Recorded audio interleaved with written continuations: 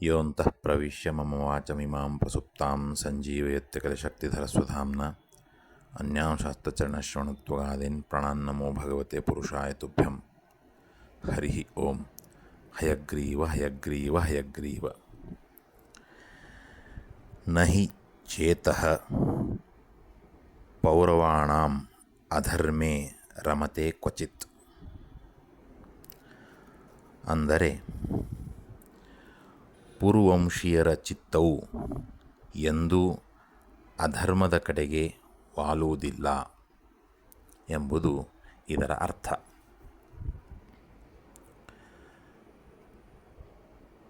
ಈಗ ಪ್ರಸ್ತುತ ನಾವು ಪ್ರಜಾಪ್ರಭುತ್ವ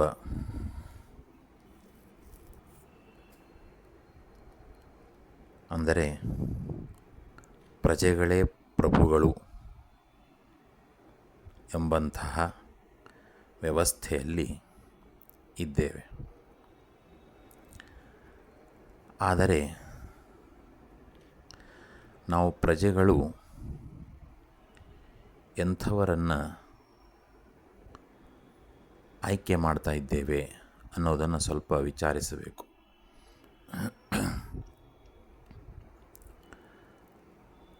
ಅಧರ್ಮ, ಅನ್ಯಾಯ, ಮೋಸ, ವಂಚನೆ ಮುಂತಾದವುಗಳಲ್ಲೇ ತಮ್ಮನ್ನು ತಾವು ತೊಡಗಿಸಿಕೊಂಡಂಥವರನ್ನು ನಾವು ಆಯ್ಕೆ ಮಾಡ್ತಾ ಇದ್ದೇವೆ. ಏತಕ್ಕಾಗಿ? ನಮ್ಮನ್ನು ಆಳ್ರಿ ಅನ್ನುವುದಕ್ಕಾಗಿ.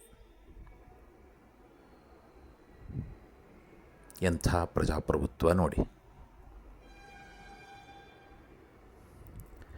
ಆದರೆ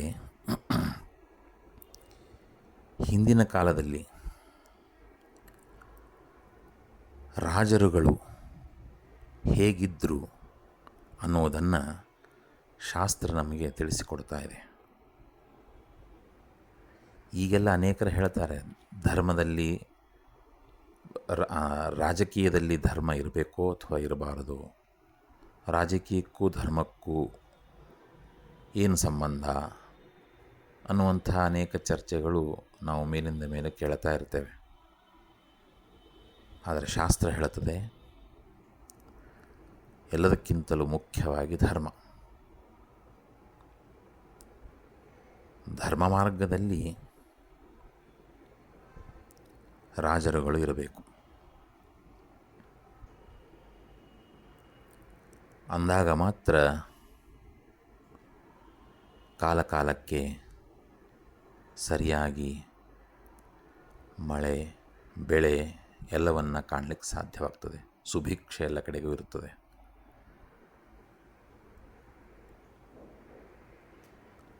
ಅದನ್ನು ನಮಗೆ ಶಾಸ್ತ್ರ ತಿಳಿಸಿಕೊಡ್ತಾ ಇದೆ.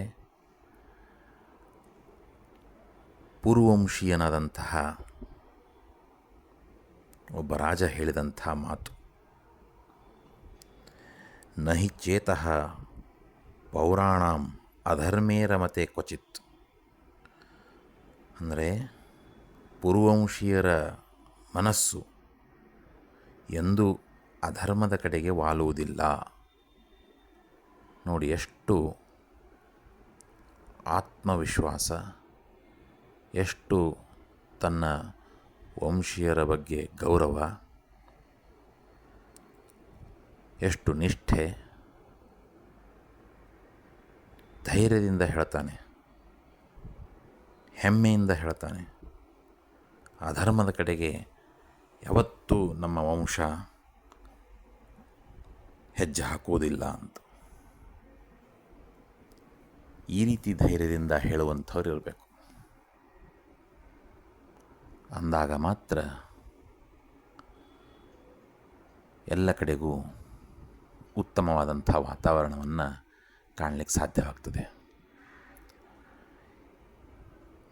ಯಥಾ ರಾಜ ತಥಾ ಪ್ರಜಾ ಅಂತನ್ನುವಂಥದ್ದು ಪ್ರಸಿದ್ಧವಾದಂಥ ಮಾತಿದೆ. ರಾಜನೇ ಕೆಟ್ಟ ಮಾರ್ಗದಲ್ಲಿ ನಡೀತಾ ಇದ್ದರೆ ಪ್ರಜೆಗಳಿಂದ ಹೇಗೆ ಉತ್ತಮವಾದಂತಹ ನಡತೆಯನ್ನು ಅಪೇಕ್ಷಿಸಲಿಕ್ಕೆ ಸಾಧ್ಯವಾಗ್ತದೆ?